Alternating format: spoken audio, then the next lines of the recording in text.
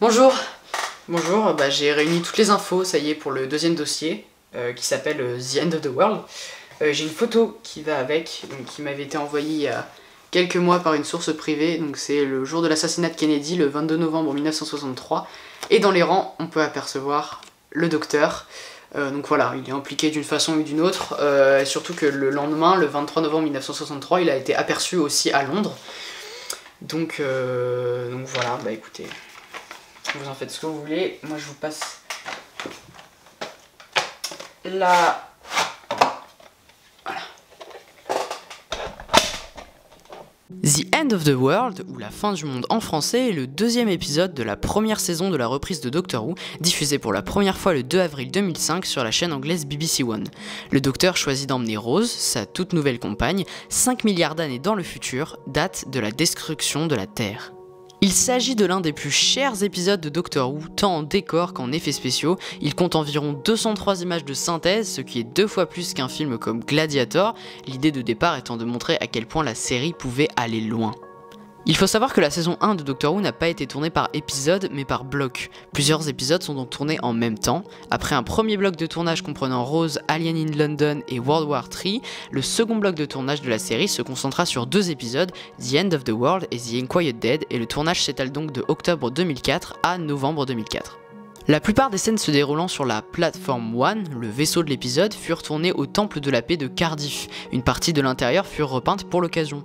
Censée se dérouler à Piccadilly Circus, la scène finale de l'épisode fut finalement tournée le 26 novembre 2004 sur une place quelconque de Cardiff afin d'éviter à l'équipe un coûteux voyage à Londres. En février 2005, après une discussion avec The Mill, la société fournissant les effets spéciaux, la discussion entre Cassandra et Rose sur l'avenir de l'humanité est coupée, car l'animation de Cassandra est trop complexe et trop coûteuse pour être faite en entier. Russell T Davies invente alors le personnage de Ruffalo, une technicienne avec laquelle Rose discute. La scène est tournée au Temple de la Paix le 19 février. C'est la première apparition du papier psychique dans la série, et c'est également la première fois dans la série que les Seigneurs du Temps ainsi que la Guerre du Temps sont évoqués. Dans l'épisode, Cassandra se trompe en appelant son jukebox un iPod. Il y a de nombreuses musiques dans l'épisode, les 2 chansons jouées par le jukebox sont Tainted Love de Soft Cell, utilisée l'année précédente dans un épisode de la saison 10 de Friends, mais ça c'est juste pour moi parce que j'adore Friends, et Toxic de Britney Spears, bien que ce titre ne soit jamais sorti en vinyle. Russell T Davies devait scénariser l'épisode et il trouva son inspiration aux Oscars. En effet, c'est en voyant des stars squelettiques et refaites chirurgicalement qu'il a eu l'idée du personnage de Cassandra. Davies avait également prévu que les derniers humains s'échappent de la Terre condamnée à bord d'énormes arches spatiales, similaires à celles apparues dans l'épisode The Ark de 1966.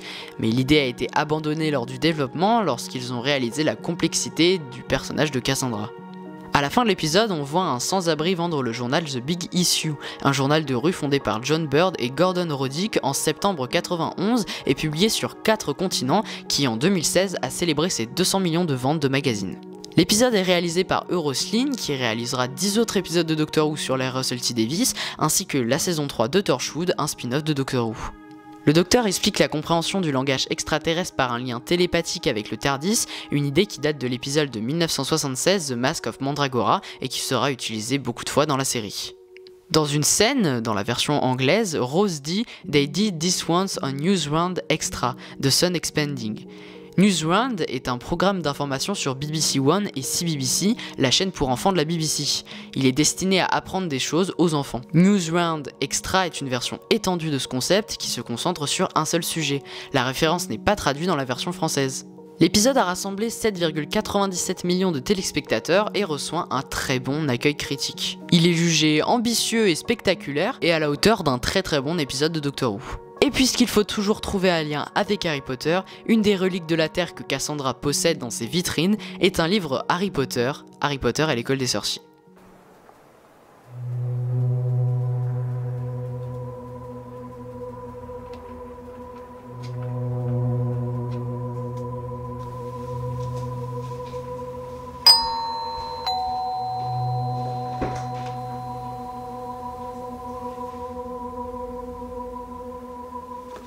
J'y vais!